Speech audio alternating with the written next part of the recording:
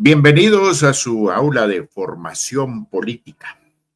Gusto de saludarles en donde se encuentren a la hora que se encuentren.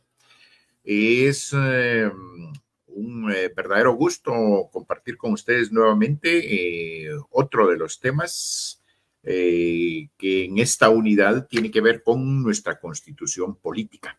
En esta oportunidad, pues platicaremos de un detalle muy importante. Está contenido en el capítulo 4 de nuestra Constitución, a partir del artículo 138, limitación de los derechos constitucionales. Empiezo conversando y platicando durante toda esta unidad en donde hemos estado conversando sobre la Constitución de la República. Frecuentemente se ha reiterado de la importancia de la Constitución, de lo intocable que constituye prácticamente el contenido de la Constitución de un país. Y cuando se dice intocable, quiere decir de que existe una primacía de la ley, en este caso la ley constitucional, la norma constitucional, en buena medida se constituye en la máxima normativa que rige dentro de un país. Hemos platicado en más de una ocasión al respecto, compartiendo que, por ejemplo, toda ley de inferior jerarquía a la Constitución que contravenga a esta, pues es nula ipso iure, es el término que se utiliza en el mundo jurídico, es decir, es nula automáticamente porque en ningún momento una ley de jerarquía inferior puede contravenir, en este caso, la máxima jerarquía que es la Constitución de la República. Se ha hablado en más de una ocasión también de que incluso existe dentro de la normativa establecida en el texto constitucional que existe una entidad, un órgano denominado Corte de Constitucionalidad, que es un órgano al que se puede acudir cuando un ciudadano o una institución se sienta agredida, se sienta que un contenido constitucional ha sido trastocado, ha sido interpretado anómalamente, y entonces en este caso este máximo tribunal es el que opinará si hay inconstitucionalidad en un acto o en alguna decisión administrativa o en algún acto de la vida ciudadana. Determinará la Corte de Constitucionalidad el hecho de declarar con lugar o sin lugar un recurso planteado en cosas de constitucionalidad. Es decir, que existe un órgano que estará velando porque la Constitución sea cumplida al pie de la letra. Entonces, cuando hemos conversado en estos términos, no cabe duda que nos traslada una idea de lo importante que es el respeto a la norma constitucional. Ese es el que se le denomina el respeto al Estado de Derecho, que empieza respetando lo que dice la Constitución y no interpretándolo al interés o al particular juicio de una u otra persona o una u otra institución. Y entonces la defensa del orden constitucional se ha convertido en largas batallas, largas luchas que en buena medida poco a poco le han ido dando forma a esta joven democracia que muchos pensamos que no avanza mucho, que de joven hemos pasado ya varias décadas y no termina de madurar, no termina de llegar a su mayoría de edad y ya estar plena. Sin embargo, pues esto vale el comentario porque ha sido una historia de lucha ciudadana, de manifestación ciudadana, en el sentido que en diferentes momentos de la historia de este país se ha acudido a la protesta, a la manifestación, a los tribunales, con la finalidad de defender el orden constitucional. Entonces, cuando se ha hablado tanto del respeto al orden constitucional, se ha querido transmitir también la idea de que no es antojadizo el tema de respetar o no las normas constitucionales.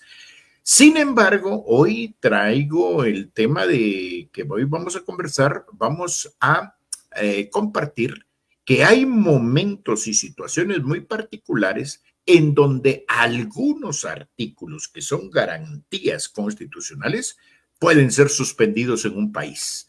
Y entonces es allí donde, bueno, ¿cómo así que pueden ser suspendidos? Sí, incluso el mismo texto constitucional, que ya lo vamos a leer, establece claramente qué garantías constitucionales pueden ser suspendidas en casos especiales en la vida económica, política de un país.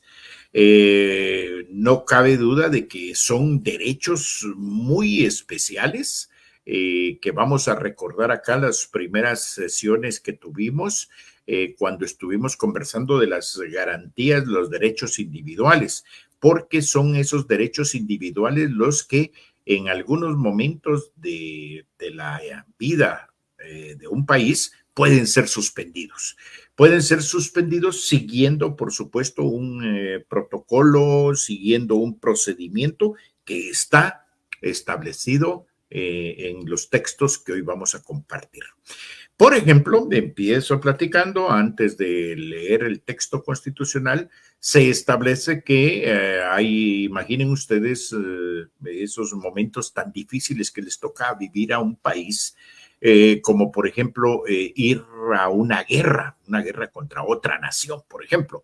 Entonces, no cabe duda que son situaciones, momentos muy especiales, muy difíciles, además de duros por la guerra misma. Pues hay otra serie de medidas que hay que tomar a nivel político con la finalidad de que la gobernanza y la gobernabilidad de un país sean posibles en situaciones tan duras o tan difíciles como una guerra. Hay otros momentos en donde también algunos otros derechos constitucionales pueden ser suspendidos, y esos tienen que ver, por decirles un ejemplo, que eso sí los hemos vivido un poco más frecuente, los estados de emergencia o estados de calamidad, cuando por ejemplo se vienen algunas catástrofes en donde hay algunas regiones del país que se ven afectadas por desastres naturales o por situaciones especiales o disturbios así, y entonces se establece bien el ámbito en donde va a estar vigente eso, y entonces se indica claramente cuáles son los artículos constitucionales que se van a suspender, el tiempo en que se van a restringir y, lo más importante, el territorio en donde estará vigente esa restricción de las garantías constitucionales. Entonces, sí existe una excepción o algunas excepciones, algunos momentos en donde las garantías constitucionales pueden suspenderse, y hoy ese será el tema que conversaremos. Y empiezo conversando el texto constitucional, qué es lo que nos está diciendo, y nos lo indica de esta forma. Artículo 138, limitación a los derechos constitucionales. Es obligación del Estado y las autoridades mantener a los habitantes de la nación en el pleno goce de los derechos constitucionales.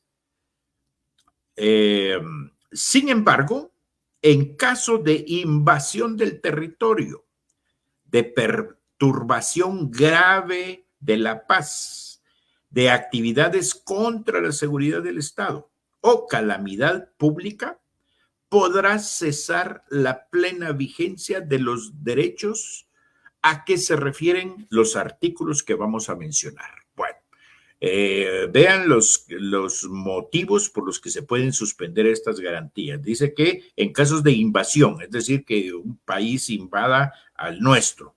Perturbación grave de la paz, es decir, que cuando en una región del país empiezan disturbios, violencia, etcétera, puede aplicarse esto. También actividades contra la seguridad del Estado y en el tema de calamidad pública cuando concurre hechos como los desastres naturales. Bueno, ¿qué artículos se pueden suspender? No significa esto que acabamos de leer de que toda la Constitución queda suspendida o queda restringida. No, son algunos artículos y no son muchos. En este caso los vamos a recordar. Uno, dice que el artículo que puede estar incluido es el artículo 5º. Y para regresar en nuestra Constitución, el artículo 5º tiene que ver con la libertad de acción. Es decir, esa libertad de acción dice que toda persona tiene derecho a hacer lo que la ley no le prohíbe. No está obligada a acatar órdenes que no estén basadas en ley y emitidas conforme a ella.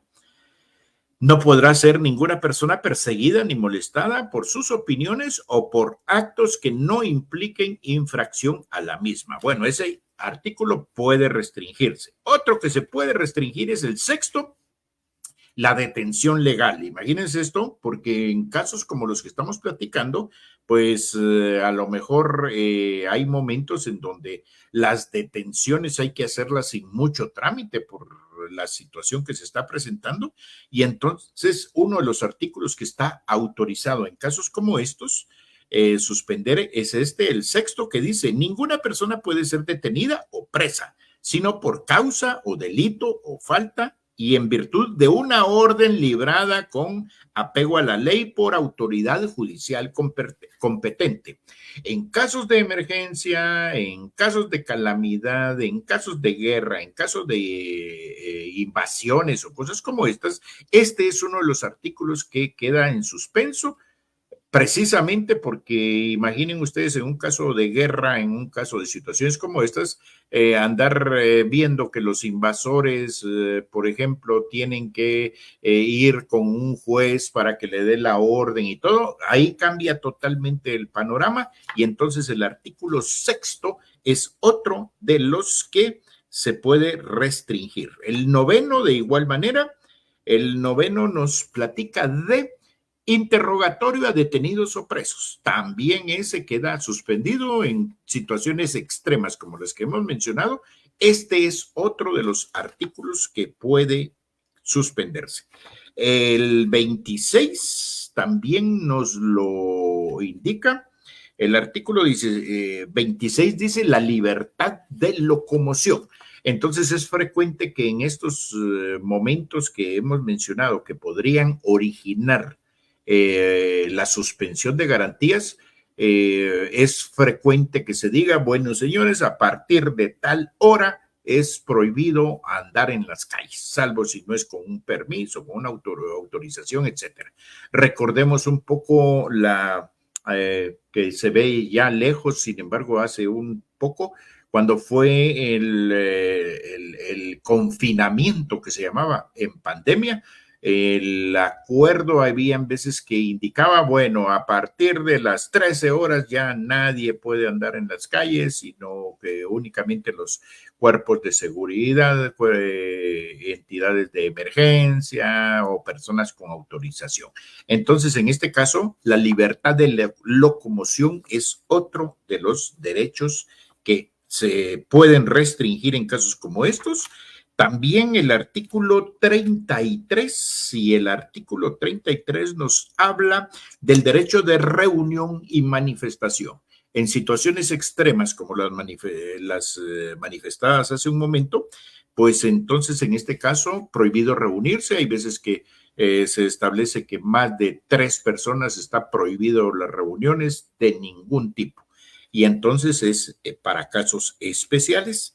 Y de igual forma, el artículo 35, que es la libre emisión del pensamiento, también podría restringirse en algunos casos.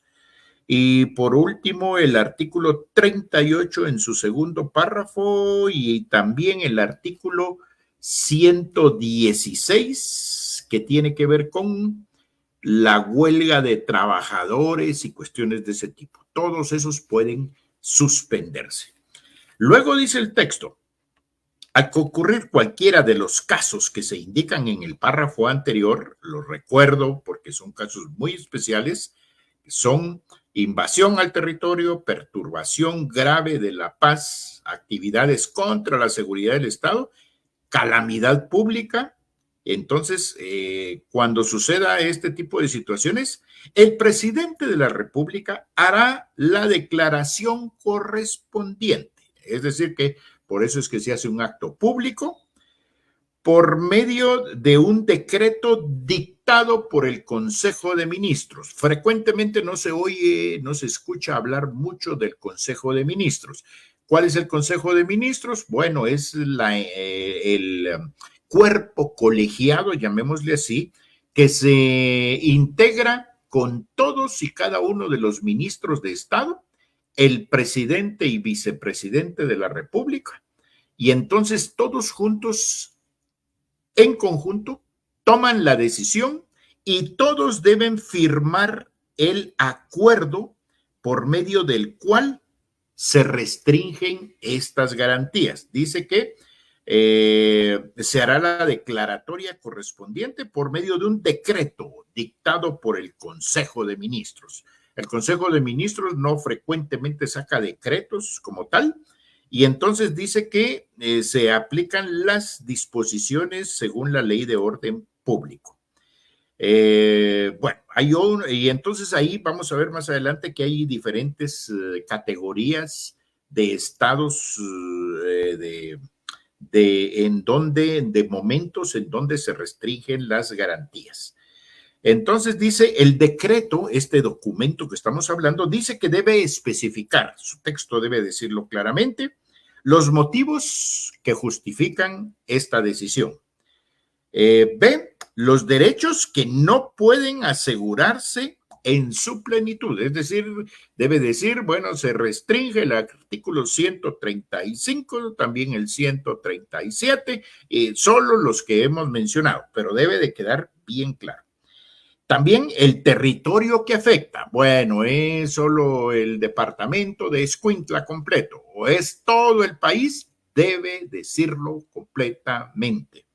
Luego, el tiempo que durará la vigencia, es decir, que durará 30 días o a partir de que empiece su vigencia, etcétera, debe indicarlo. Ningún acuerdo de este tipo tiene que quedar indefinido, debe especificarse. De hecho, este tipo de decisiones frecuentemente tienen que ser ratificadas por el Congreso de la República, y entonces el Congreso de la República tiene que tener bien claros estos puntos que platicamos ahora, porque por aquí justamente lo está diciendo. Dice, además, se convocará al Congreso para que dentro del término de 3 días conozca este acuerdo emitido por el Consejo de Ministros, lo ratifique, modifique o impruebe. En caso que el Congreso estuviera reunido, deberá conocerlo inmediatamente. Entonces, bueno, Consejo de Ministros y presidente y vicepresidente son organismo ejecutivo. Crean el decreto correspondiente y en un máximo de 3 días hay que someterlo al punto de vista del Congreso de la República, que es organismo legislativo, y ahí lo pueden ratificar o lo pueden modificar o incluso en algún momento, señores, no, este decreto no va, no estamos de acuerdo, y entonces en este caso allí perdió vigencia el acuerdo creado por el Consejo de Ministros. Muy importante esto. Bien, los efectos del decreto no podrán exceder de 30 días, lo que les estaba diciendo. Aquí no es de que, bueno, esto va a tener vigencia 1 año, 2, 3 años. No, 30 días por cada vez. Es decir, que podría ratificarse, pero hay que hacer esa solicitud de ratificación al Congreso de la República. Si antes de que venza el plazo señalado hubieran desaparecido las causas que motivaron el decreto, se le hará cesar en sus efectos y para este fin, todo ciudadano tiene derecho a pedir su revisión. Oigan bien, si ya terminó la emergencia, la situación que motivó la creación, cualquier ciudadano podría solicitar al Congreso de la República revisarlo para tomar en cuenta si se ratifica o no el estado, el documento que se autorizó. Vencido el plazo de 30 días, automáticamente queda restablecida la vigencia plena de los derechos. Es decir que vencidos los 30 días y el Congreso de la República no entró a conocer si va a ampliar el plazo, entonces automáticamente se restituyen los derechos para la población. Desaparecidas las causas que motivaron el decreto a que se refiere este artículo, toda persona tiene derecho a deducir responsabilidades legales procedentes por los actos innecesarios y medidas no autorizadas por la ley de orden público. Es decir que en ese periodo en donde las garantías constitucionales indicadas quedaron en suspenso, pues bueno, terminado ese periodo, cualquier ciudadano que se sienta perjudicado, que se sienta agredido, que se sienta que fue mancillado su personalidad, su individualidad, cualquier ciudadano tiene el derecho de deducir responsabilidades para con las autoridades o no autoridades que en algún momento se excedieron o violentaron los derechos ciudadanos. Entonces, en este caso, también en el artículo 139 habla de la ley de orden público y los estados de excepción.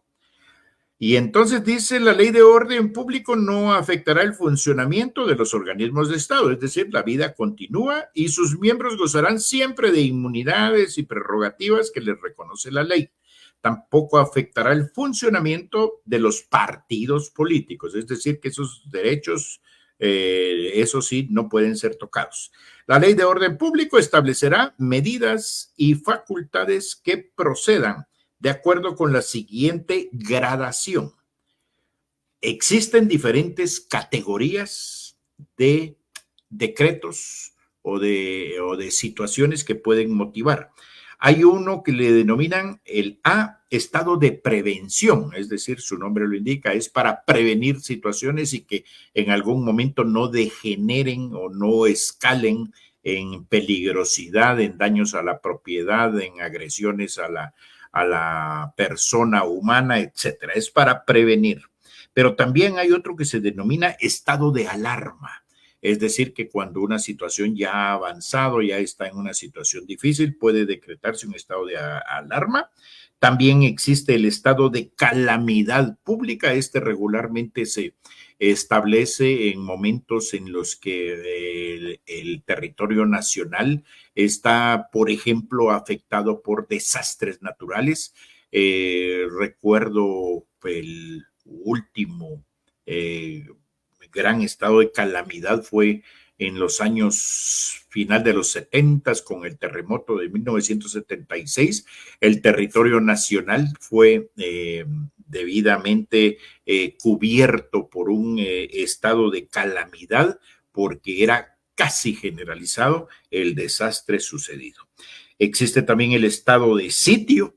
El estado de sitio en algún momento especifica, bueno, para tal territorio, para tal periodo, se van a restringir tales y cuales garantías. Y frecuentemente el estado de sitio incluye la restricción al artículo que tiene que ver con la movilidad con la locomoción, y entonces en este caso el estado de sitio es uno de ellos, y uno de los graves es el estado de guerra, que afortunadamente nosotros por lo menos el tiempo que lleva de vigencia nuestra Constitución, no hemos tenido necesidad de recurrir a un estado de guerra. Así es que estas son las consideraciones en cuanto a los momentos en donde algunos artículos de la Constitución pueden ser limitados en su aplicación en el territorio nacional o en una parte de ese territorio. Es muy importante porque en más de una ocasión se reitera que la Constitución y que hay que defenderla y todo. Bueno, hay algunos momentos, pero si se dan cuenta es por motivos de una cuestión, una gravedad inusitada, una situación que amerite prevenir o que vaya a escalar en situaciones mucho más complicadas. Entonces es el momento en donde se pueden aplicar este tipo de medidas. Es una medida con la que cuenta en este caso el organismo legislativo y el organismo ejecutivo con la finalidad de prevenir la escalada de situaciones de violencia que además perjudican un poco la movilidad, que en donde hay momentos en donde, por ejemplo, la prioridad es que circulen por las carreteras vehículos que llevan ayuda, vehículos que transportan personas con padecimientos o con afectadas por alguna tragedia, y entonces la prioridad es para ellos y por lo tanto a todos los demás hay que restringirlos, y así otro tipo de artículos que ya se dieron cuenta ustedes cuáles son. En este caso, pues les invito a que vayan a leer los artículos, lean detenidamente. No es toda la Constitución la que se puede restringir, son apenas unos 5 o 6 artículos los que mencionamos acá, y entonces solo esos y bien especificado y además siguiendo un procedimiento. En este caso tampoco se trata de que una persona, es decir, que un presidente no podría decir, bueno, se restringe tal esto. No, tiene que ser una decisión tomada en un Consejo de Ministros, firmado el acuerdo, se envía al legislativo y ahí tiene que ser ratificado por la presencia de los diputados del Congreso. Así es que esta es la conversación que hoy les he traído. Siempre un gusto compartir con ustedes. Por favor, pues compartan esta página, agradeciendo a la plataforma de YouTube de Artículo 35 que nos da hospedaje para colocar este contenido, pero también pueden seguirlo, ahí están acumuladas también las diferentes ediciones de este programa y de otros en la página de Facebook denominada Consultores Pedagógicos. Su amigo Douglas Vázquez, pues los espera en la próxima, en donde vamos a continuar estudiando contenido de nuestra Constitución, en donde entraremos al capítulo 1, el ejercicio del poder público, muy importante. Vamos a empezar a platicar ya de instituciones, cómo se conforman, sus atribuciones. Empezaremos a conocer, por ejemplo, próximamente el organismo legislativo, qué normativa hay que seguir relacionada con la Constitución. Después ya viene organismo ejecutivo, luego el judicial, instituciones como el Tribunal Supremo Electoral, como la Corte de Constitucionalidad, el Ministerio Público, etcétera. Pues de todo eso vamos a estar platicando en las próximas reuniones. Así es que siempre es un gusto saludarles. Nos encontramos en la próxima edición. Un gusto de saludarles.